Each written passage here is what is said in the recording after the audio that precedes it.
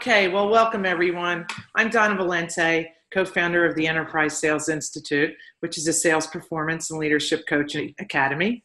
And I'm really excited today to be launching the first of our bi-weekly podcasts on topics around sales effectiveness and sales enablement. And today we are exploring successful chaos in startups and high growth companies and what that really looks like through the lens of a CEO.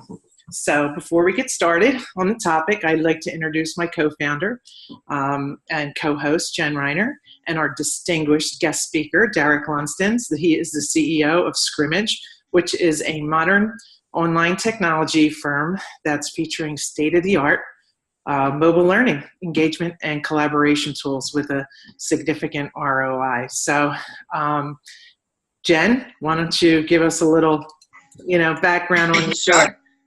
Great. Thanks, Donna, for kicking us off.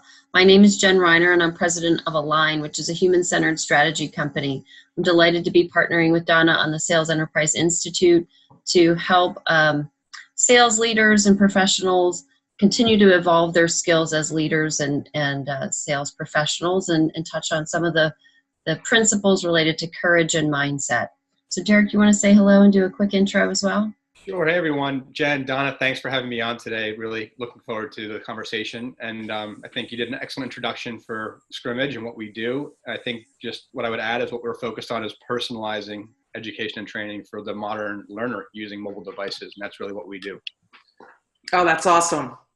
Great. So to quickly give you some context why I picked this topic, successful chaos, it was kind of in response to a few clients that Jen and I were talking to. And they were sharing with us that they were onboarding several new clients and struggling a little bit with having the bandwidth to do implementations and go back to building sales structures for onboarding new salespeople and putting a sales process together. And I looked at them, both of them, and was, saying, you're realizing success, right? But you're just working in successful chaos, which isn't comfortable for most people. And you and I spoke a little bit about this at the Enterprise Sales Forum and inspired me to ask you to come and do a talk with you on this because it seemed to resonate.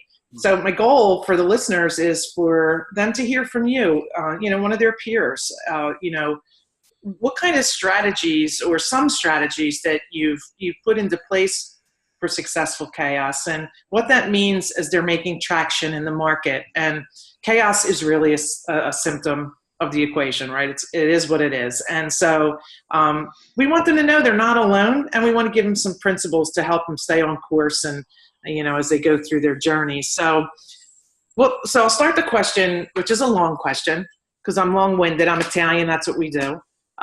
It takes, while you're establishing, product fit, you need to be agile and responsive to the customers in the early days. It's about, being nimble. And then it's hard to get traction, from a culture of agility and responsiveness to one of structure and process, right? So the more success, it's harder to stop and build in the structures that are needed sometimes. So success is breeding the chaos. And if it's left unchecked, you can have some problems. So while we know it's a work in progress and you don't just, flip a switch, it's a mindset shift from the top down. So, what we'd like to know from you is how are you working on shifting the culture to one that is scalable? So there's a few parts to that. So one is, I think the concept of chaos in general is regarding the idea of it's unpredictable, it's moving quickly, there's factors moving around you, and your goal is to kind of find the center point, if you will, through that to give some level of stability or ability to respond effectively. And that comes back to leadership, as we talked about before, and how you set the tone for the organization. And I think the mindset piece is really important in terms of building the right team and leading that team effectively, to say that you need to have a team that's comfortable being uncomfortable, and recognizing that you need to constantly adapt and improve and adjust in whatever variables are being thrown your way. And every decision you make has consequences for other things that will then become decisions you need to make next. And so the more willing you are to just step into that and say, this is the reality of what success is, and get comfortable with that and surround yourself with a team of people that are comfortable in that place, and are willing to build the structures, if you will, around that, I think that really is what will lead to a higher level of success or a higher likelihood of success to be sustained over time for organizations. And I think that's something that you see whether it's a startup or even large companies. I mean, it's just multiplied in terms of the individual roles and how that is shown up in the marketplace. Right. Yeah. So the mindset is good. So, but it takes the behaviors and activities to spread the mindset into results. So what are the regular habits and activities that you are doing as a leader to help the team maintain the strategic focus and bear down on the activities that matter the most right now, which I'm assuming is revenue?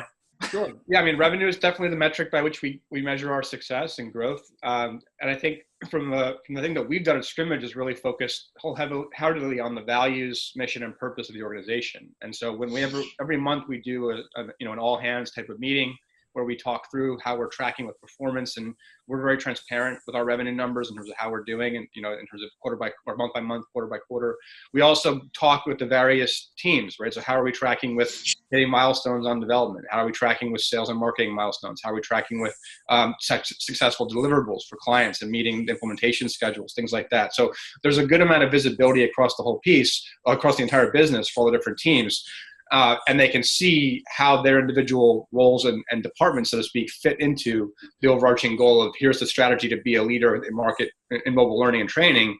Here's where we needed to go from a revenue and growth standpoint, and here's what you are all individually contributing to meet that. And I think that then trickles down to leadership in terms of when you have management conversations on objectives and milestones, they're always thinking through and infusing that into the conversations as well.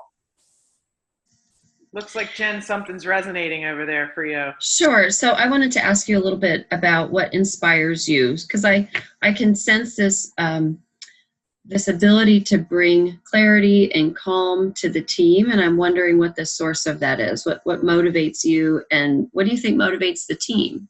So for me personally, Jen, I'm kind of a growth junkie, if you will. So I'm all about learning and developing and experiencing new things and trying new things and getting to the next level. And I think that's even part of why Scrimmage, when you look at our business, which is about development of people, development of companies, development of skills, it fits really nicely. And I think that for what we're building, that the opportunity to transform how education is delivered, both in a corporate setting, and then not only that, but when you look at how education is then transferred down to students or children of parents who work for these organizations, you have that full effect.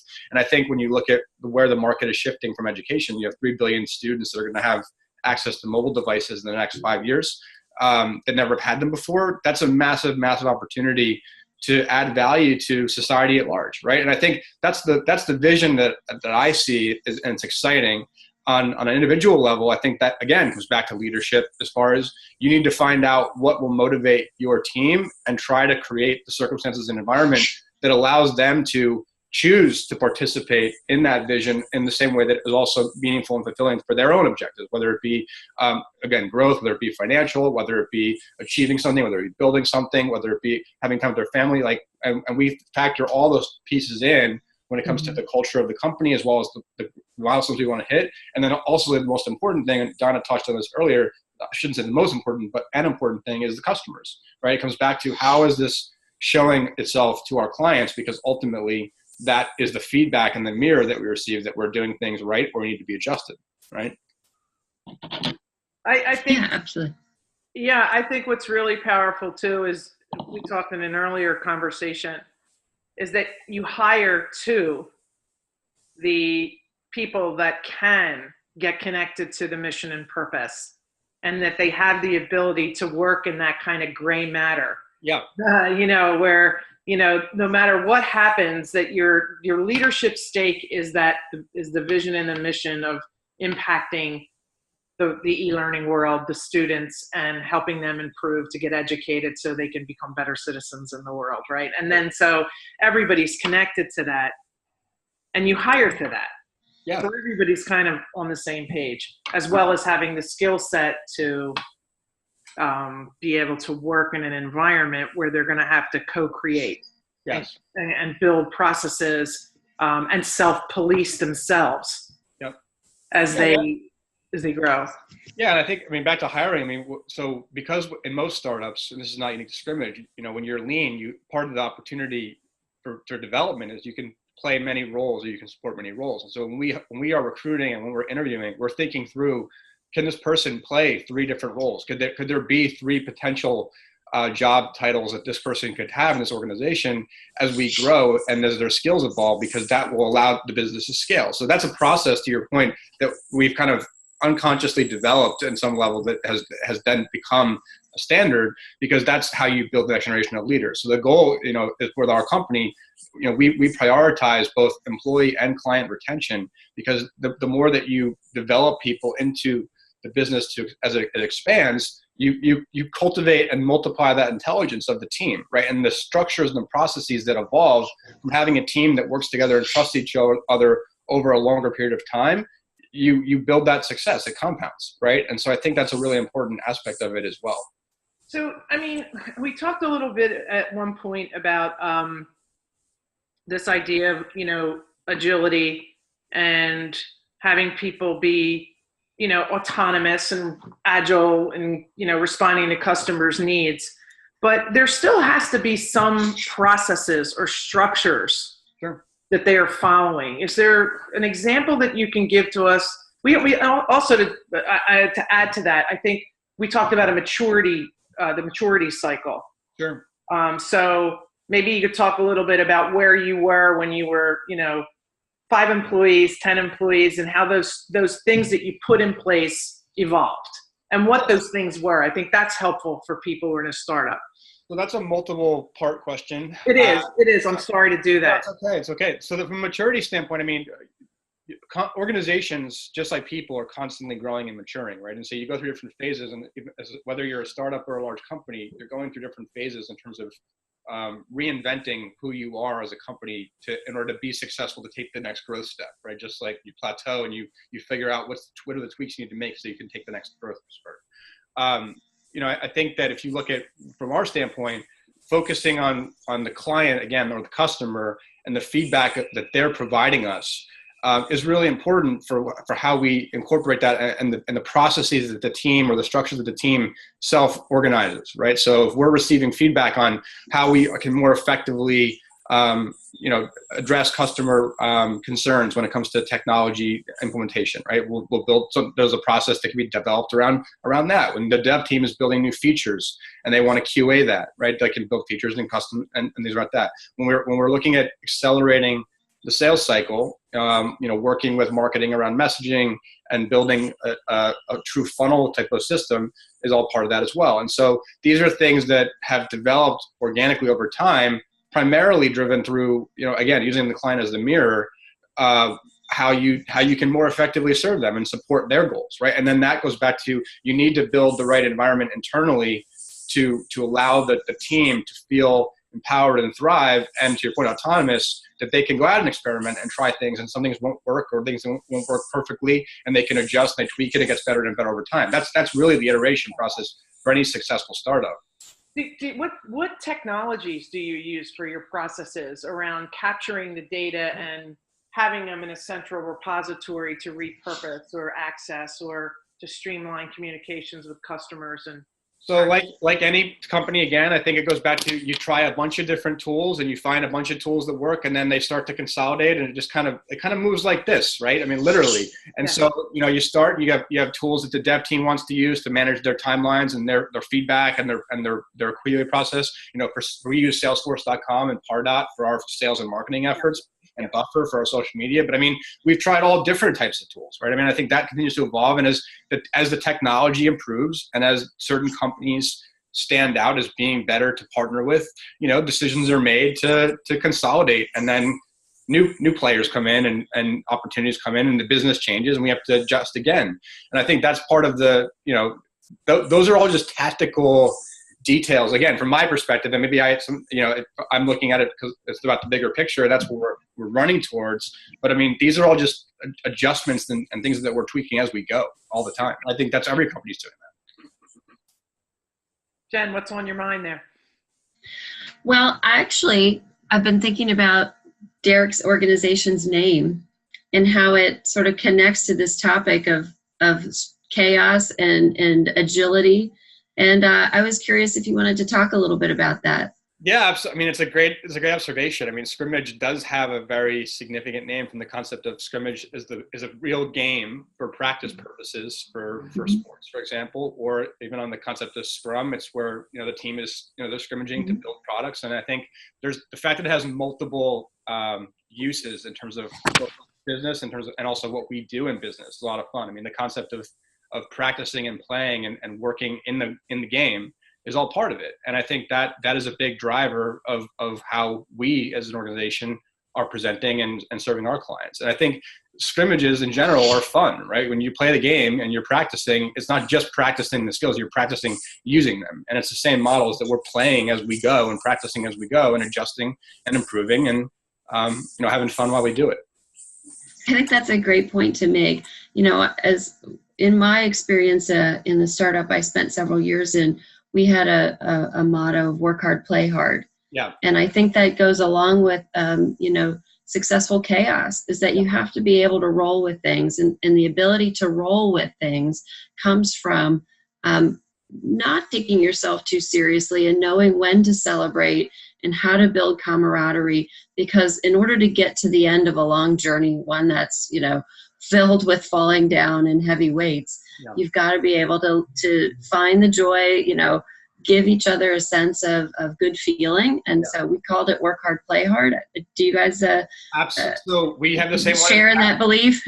So 1000%, we have that same one. And in fact, on our social media, we have a hashtag that we started last year called Learn When You Play, right? So the concept is that we want to be playing while we're working and we're learning. And so we're literally trying to infuse that into our external and internal perspective. And if you look at our marketing for the last year, a lot of it has been around games and sports and fun.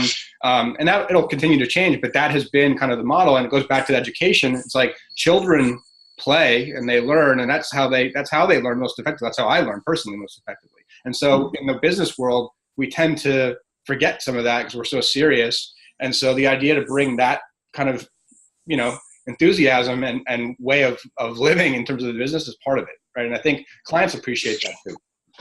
Well, and I think too, and not to be corny and weird with the leadership woo-woo fuzzy stuff, but at the end of the day, that is really the leadership stake, and it's stuck to the vision and the mission. So that if you're stuck to that vision and mission, you get hit by a tidal wave, which is all the crap in between, right, as you're growing. That you can stand.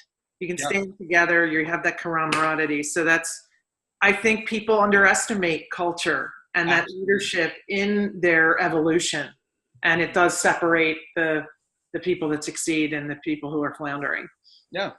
Yeah, because that's the thing about work. I mean, people have a choice, especially in today's economy, of where they want to work and who they want to work with, right? So as leaders, it's up to us to create places that people have meaning in their jobs, and that the people they work with are people that they like and they trust, and that the clients that we work with are doing the same. And I think we have, as leaders in general, have to take an active responsibility in terms of really building that and co-building that with the team. Excellent. Jen, I think we're coming up on our time, are we? We are, right. I just got this picture of the organized chaos, but the circus master, right, who's keeping it entertaining for everyone, but ultimately has a vision in mind, that everything's choreographed and planned, right? Organized chaos. We just know how to pull it together. So I found this inspiring, Derek, and really encouraging. Thank you. I really enjoyed the conversation. It was a lot of fun. Well, I have one parting question. Sure. Your book. What book would you recommend people that impacted your life and the way you conduct your business? So I say this all the time. Abundance by Dr. Peter Diamandis, who's a teacher and mentor of mine. It's changed my thinking in so many ways, and I think it has the potential to change society's thinking. So I'd recommend it to everyone if you haven't read it. That's awesome. Well, Jen, do you want to wrap up? Well, thanks everyone for listening, and thank you very much, Derek, as CEO and founder of Scrimmage Mobile Learning Organization. We're excited to see your ongoing success, and Donna, thank you so much for leading our conversation today. I'm Jen Reiner with Align, and Donna, you can close us out. Okay, well, if you're interested in learning more about sales enablement, sales effectiveness, or strategy and innovation, you can reach Jen You can reach me anytime. You can email me at donna@theenterprisesalesinstitute.com. And Jen, what's your email? You can reach me at jreiner@alignltd.com. All right, folks, thank you so much. Make it a great day. Talk to you soon. Thank you, Derek.